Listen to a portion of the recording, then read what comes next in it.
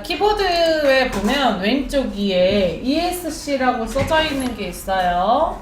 자, ESC 정식 명칭은 Escape입니다. 뭐라 한다고요? 진행 중인 작업을 취소하거나 주어진 상황에서 벗어날 때 사용하는 키입니다. 그래서 이제 내가 프로그램을 실행하고 있는 중이야. 우리가 프로그램 키다 보면은 로딩 창이라 그래서 중간에 그림이 떴다가 사라지거든요. 그게 켜지는 중이에요. 근데 내가 갑자기 중간에 안 켜고 싶어. 그러면 걔를 누르면 안 켜져요. ESC를 누르면. 자, 그 다음에 ESC 아래 보면 TAB라고 써져 있는 거 있습니다. 탭이라고 합니다. 뭐라 한다고요? 자, 탭은 다음 칸으로 내가 넘어갈 때 사용하게 됩니다. 아니면 띄어쓰기를 조금 더 크게 하고 싶을 때 사용하게 돼요. 회원가입을 하시다 보면은 그 칸칸이 좀 나눠져 있는 경우들이 나눠져 있잖아요. 이름 쓰고 핸드폰 번호 쓰고 이러잖아요. 근데 그거를 원래는 마우스로 다 일일이 클릭을 하시는 경우들이 많은데 요 탭키를 이용하시면 마우스로 클릭을 하지 않아도 커서가 다음 칸으로 이동하게 돼요. 자, 그 다음에 탭 아래쪽에 보면은 캡슐락이라고 있어요. 찾으셨나요? 자, 캡슐락은 활성화, 그러니까 켜놓은 거랑 꺼놓은 게 다른데요. 오른쪽 끝에 보면은 불 3개 들어온 데가 있어요. 위에. 거기에 가운데 불이 캡슐락 불이에요. 거기 불이 켜져 있으면 영문을 대문자로 입력할 수 있고 꺼져 있으면 영문을 소문자로 입력을 할 수가 있습니다. 그래서 회원가입을 하실 때 특히 많은 양의 대문자를 입력할 때 캡슐락을 켜놓고 쓰시면 대문자로 비밀번호를 만드실 수 있겠죠. 자, 그 다음에 캡슐락 아래쪽에 보면은 Shift라는 키가 있어요. 찾으셨나요? 네. 자, 요거는 중요한 키라서 오른쪽 같은 자리에 또 하나가 더 있습니다. 자, Shift는 각 문자의 대문자 그리고 또는 특수문자 두 번째로 배당된 키를 쓰게 돼요. 요런 쌍비읍이라던가 아니면 요런 골뱅이라던가 얘네들이 이제 두 번째로 배당된 키거든요. 요 두 번째로 배당된 키를 요 Shift를 누른 상태에서 입력을 하게 됩니다. 그거 외에도 이제 캡슐락이 꺼져 있는 상태에서 영문을 대문자로 입력을 하고 싶다. 그러면 Shift를 누른 상태에서 입력하면 영문이 대문자로 나와요. 만약에 반대로 캡슐락이 켜져 있는 상태에서 Shift를 누르고 입력하면 소문자가 나옵니다. 자, 그 다음에 Shift 아래쪽에 CTRL이라고 써져 있는 거 너무 많이 쓰는 키입니다. 컨트롤이라는 키예요. 자, 컨트롤도 워낙 많이 쓰는 키다 보니까 오른쪽에 보시면 같은 자리에 또 하나가 더 있어요. 자, 컨트롤 키는 혼자 쓰지 않고 다른 키와 조합해서 쓰는 조합키입니다. 그래서 컨트롤 C, 복사, 컨트롤 V 붙여넣기, 컨트롤 X 오리기, 컨트롤 P 프린트 이런 것들 다 컨트롤과 단축키라고 부르는 아이는 다 컨트롤과 조합해서 쓰게 돼요. 자, 근데 요거랑 비슷한 키가 하나 있거든요. 그거 오른쪽에 보시면 ALT라고 써져 있는 게 있어요. Alt라는 키고요. 역시 다른 키와 조합해서 쓰는 조합키입니다. 근데 이제 차이점이 있다면 컨트롤은 일반적이고 많이 쓰는 단축키들이 모여 있고 Alt는 그 해당 프로그램에서만 그 단축키를 쓰는 경우들이 많죠. 자, 그 다음에 Alt랑 컨트롤 사이에 보면 윈도우 키라고 있어요. 누르시면은 시작 메뉴가 활성화가 되고요. 이렇게 시작 메뉴가 활성화가 되고요. 이것도 혼자 쓰이는 경우도 있지만 다른 거와 조합해서 조합키로도 많이 쓰게 됩니다. 그건 나중에 배워보도록 하고요. 넘어갈게요. 자, 그 다음에 Alt 기준으로 오른쪽에 보면 한자라는 키 있어요. 찾으셨나요? 자, 한글을 입력한 뒤 한자로 바꿀 때 쓰게 돼요. 자, 그거 외에도 요즘에는 이제 특수문자로 별이라던가 하트라던가 키보드에 없는 특수문자를 입력할 때도 쓰게 돼요. 요것도 수업하면서 배워보긴 할 거예요.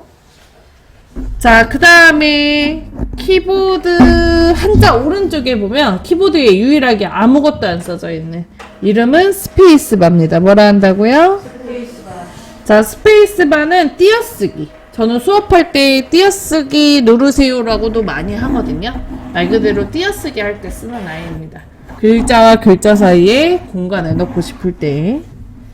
자, 그 다음에 스페이스바 오른쪽에 보면은 한영이라고 있어요. 찾으셨나요? 내가 입력하는 문자를 한글로 쓸 건지 영문으로 바꿔서 쓸 건지를 정하는 거라고 보시면 되고, 얘는 눌러주시면 알림 영역의 오른쪽 하단에 여기 A 혹은 가로 바뀌어요. 알림 영역에 여기 가라고 써져 있으면 한글이, A라고 써져 있으면 영문이 나오게 됩니다. 자, 그 다음에 한영키 오른쪽에 Alt 있고 컨트롤 있고 그 Shift 있고 그 위에 보면 ENTER 엔터라는 키가 있습니다. 엔터키는 다음 줄로 내려가거나 또는 프로그램을 실행할 때 내가 더블 클릭으로 프로그램을 실행하기 어렵다 그러면 이 엔터키를 이용해서 프로그램을 실행할 수 있어요. 자, 그 다음에 엔터키 위에 보면은 왼쪽 보고 있는 화살표가 그려져 있는데 요즘에는 이제 화살표 대신에 영어로 백스페이스라고 써져 있는 경우가 있습니다. 자, 이름은 백스페이스예요. 뭐라 한다고요? 자, 백스페이스는 커서를 기준으로 앞쪽에 있는 글자를 지울 때 사용하게 돼요. 자, 이 백스페이스랑 비슷한 키가 하나 있는데 오른쪽에 보면은 저는 이제 세로로 뭉쳐져 있지만 키보드에는 6개 뭉쳐져 있는 데가 있거든요.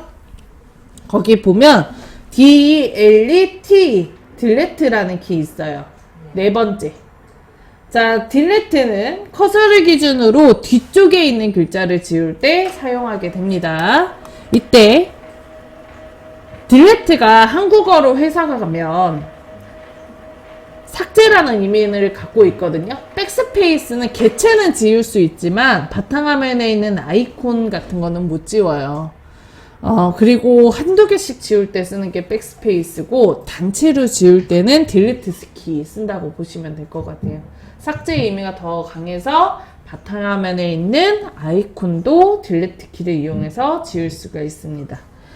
자, 딜리트 키 위에 보면 인서트라는 키가 있어요. 수정과 삽입 상태를 바꿀 때 쓰게 되는데 이게 무슨 소리냐. 요즘에는 다 고정을 해놔가지고 잘 안 그러거든요. 근데 이제 그 카페 같은 데에다가 혹은 블로그 같은 데에다 글자를 쓰면 수정을 해야 돼서 커서를 중간에 갖다 놓고 글자를 입력하는 경우가 있습니다. 그러면 뒤에 게 자꾸 지워져. 그거 바꾸는 게 인서트 키예요.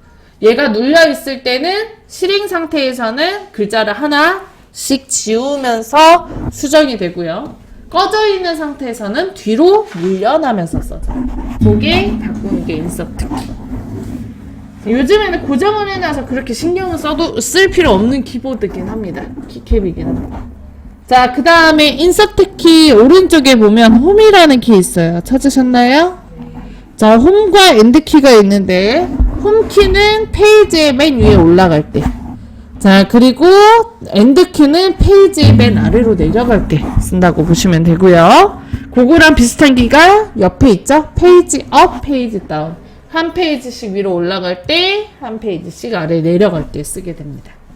인터넷에서 한번 써봤는데 홈키와 엔드키는 안 되는 데가 좀 많고 페이지 업, 페이지 다운은 잘 되더라고요.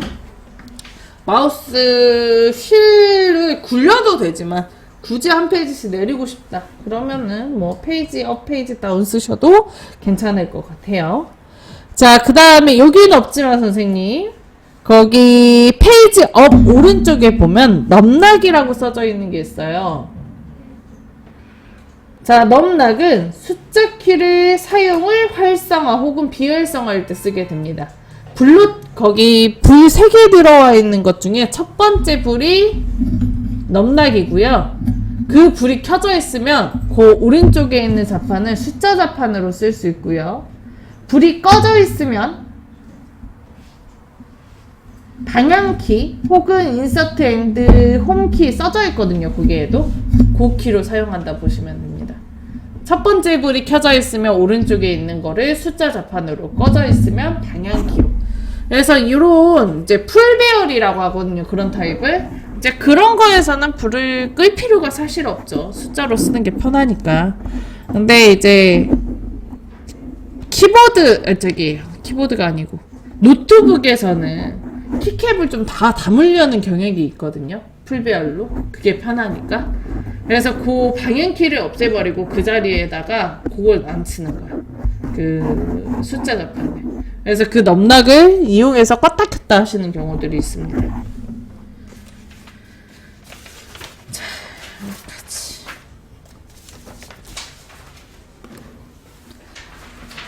다 알고 계셨던 거죠? 다는 몰랐어요. 이제 아름아름 들었다가 막상 처음 들어보는 이름들도 꽤 있으셨을 거예요. 수업하면서 제가 그 키보드 명칭은 다 읽기 때문에 조금 외워주시는 게 좋은데 하시다 보면 귀가 열립니다. 자, 그러면 자, 선생님들 타자 어느 정도 쳐야 되는지 조금 확인을 해봐야 될 것 같아요. 그래야 수업 속도가 좀 나올 것 같아서, 수업 속도를 정할 수 있을 것 같아서. 그래서 키보드 타자 연습하는 사이트를 알려드릴게요. 자, 요즘에는 옛날에는 이제 한글 프로그램을 설치하면 바탕화면 이제 한컴 타자라는 게 생겼는데 요즘에는 이제 한컴 타자가 안 나와요. 왜냐면 인터넷에 들어가져 있기 때문입니다.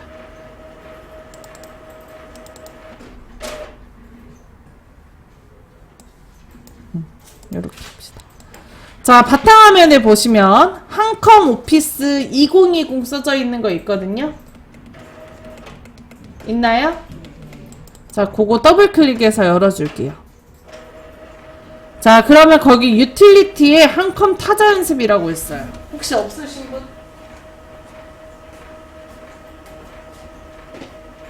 없을 수도 있어서 한컴 타자 연습 유틸리티에 한컴 타자 연습.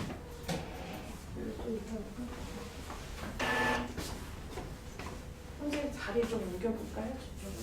내가 인터넷이 없어.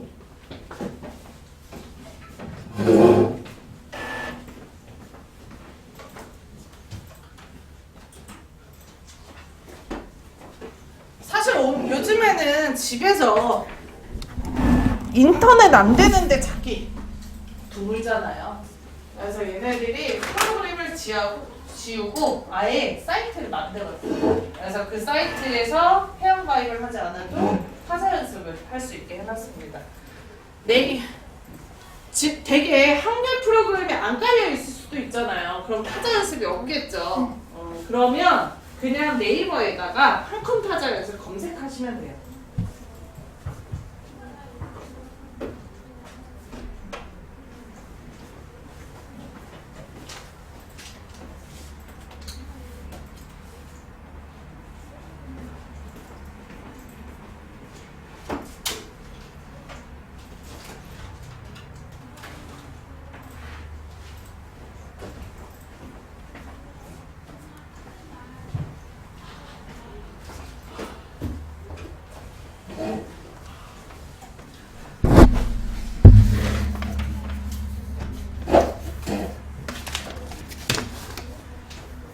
들어왔나요? 자, 그 다음에 여기 왼쪽 위에 타자 연습에다 마우스 올려놓고 클릭하십니다. 자, 조금 기다리시면 창이 다음처럼 바뀌게 되는데 여기 아래쪽에 보면 단문 연습이라고 있거든요. 단문 연습 클릭할게요. 설명서 나오면 닫기 눌러주시고요. 설명서 나오면 닫기 눌러주시고요. 단문.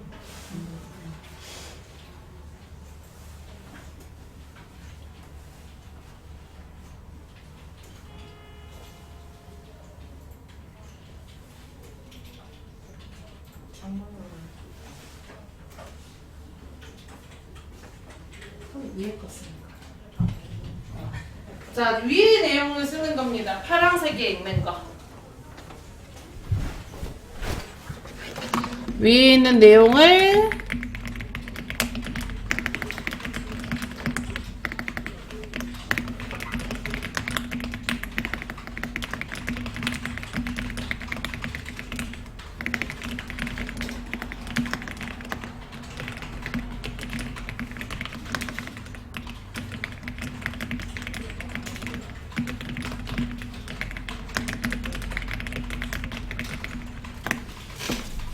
빨간 거 없이 쓰시면 되고요. 만약에 빨간 거가 생긴다면 오타가 난 거고 얘가 중간에 수정을 할 수가 없어요. 그래서 완전히 다 지우고 빨간 것까지 다 지우고 다시 쓰셔야 돼요.